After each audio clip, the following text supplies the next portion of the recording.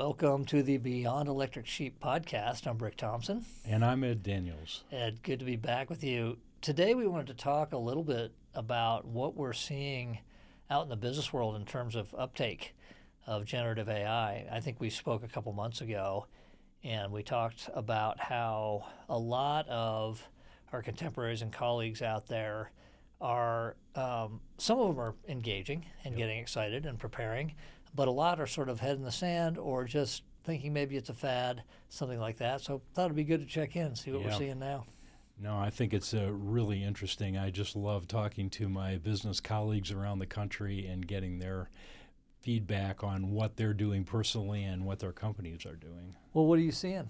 Well, what I'm seeing is a little more at the corporate decision-making level and talking to mostly senior executives as opposed to in the trenches technical people, and those executives see the potential and they're really looking for use cases, and then in parallel with looking for use cases, they're looking for expertise. They're looking for people that they can trust to help guide them on this journey, because for the most part they don't really consider themselves experts. They just see what's in the press and what their colleagues are talking about.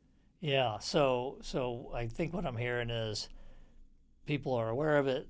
They know they should be getting after it. They're not sure what to do. Yep. My colleague at business described it like teenage sex. Everybody wants to do it. Nobody knows how to do it. Everybody assumes everyone else is doing it. I can't remember. He had a whole thing. Yeah, no, that's a good analogy, I think, right. So it's interesting because in my small business, there's 30 of us.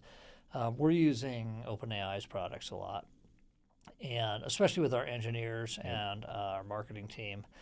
As the CEO of the business, I use it a lot every day, and I'm happy to pay the $20 a month for ChatGPT Plus for all of my employees, because I believe that first of all, we're getting ROI from that, and second of all, they're learning so much and bringing things to the table about how to use it and sort of socializing that, and I think it's worthwhile just for that. There is risk, though, around security and data, and I'm not exactly sure where we stand there. It seems like, looking at OpenAI's documentation, we should be good. Yep. I'd rather be on their enterprise product, but I'm small. I went on their waiting list a few weeks ago. I re-went on it today because I haven't heard from them. Right. So I don't know exactly where we are. So it makes me a little nervous when I hear a programmer say that he uploaded his Jupyter notebook to ask some questions and get some help with it. Are you hearing things like that? Are people even that far, or are they really more in the we're just thinking about it stage? I sort of see a bimodal distribution on that. I see a lot of people that are curious and interested and still in the play stages, and they're not that worried about it. They haven't really thought through it that well, and many of them may not be that technically oriented to realize some of the things that have been going on, like people convincing ChatGPT to regurgitate training information, that kind of thing. That makes you worried about that. But then there's the other part of that distribution of people that are petrified about it. They don't trust the companies. They don't trust Microsoft. They don't trust the what's going to be done with their data, and so they don't want to play at all. They just want to read about it and learn about it, or if anything, they're going to take very careful steps to make sure that whatever they're doing is as secure as possible. Now, in fairness, a lot of these companies that I talk to are healthcare companies, and so they have a lot of personal health information. So, they're worried about putting things into production that could expose their patients' data, and that's justifiable. Oh, yeah. That's a little different. Yeah. Yeah, I mean, I care about our IP, but there's not personally identifiable information in there. Yeah. Okay, that's interesting. Because as you were saying it, I was thinking, well, don't they use public clouds like Azure and AWS? Right. Yeah, these are sort of special cases, but yet it's a big part of the overall national economy, so it's not such a small industry sector. Yeah. I think you said you're sensing, though, some momentum coming. Oh, I feel like it's a wave. We look at what happened in 2023. We considered the idea of doing a retrospective, but we thought everybody's doing that. So plus we'd have to work too hard to put it together. Put it together, just amazing. But I think it seems like I'm seeing a lot of interest. I'm seeing more awareness than we were even a few months ago, and I think that business executives specifically are beginning to try to identify use cases where they can use this technology, and then in parallel they're looking at their internal experts and the external experts and trying to sort of identify a few companies and individuals that they can really trust to be able to move forward in this whole new area. So it seems like a 2024 wave that's building. Yeah, I'm sure that's right. I mean, GPT-4 is so much better than 3.5. 4.5, it was leaked yesterday that it's about to come out. I don't know if that's true. I mean, 5's in the basement scaring people on the board at OpenAI or whatever. Right. Yeah, so, right. 5's like the boogeyman. Yeah. So it does seem to be getting better. Whole discussion around that, though. I'm hearing that it could be that LLMs are not going to get us to AGI. There's going to be other stuff that needs to be added, but that's a different topic. Right. How are these guys going about finding experts to help them with this?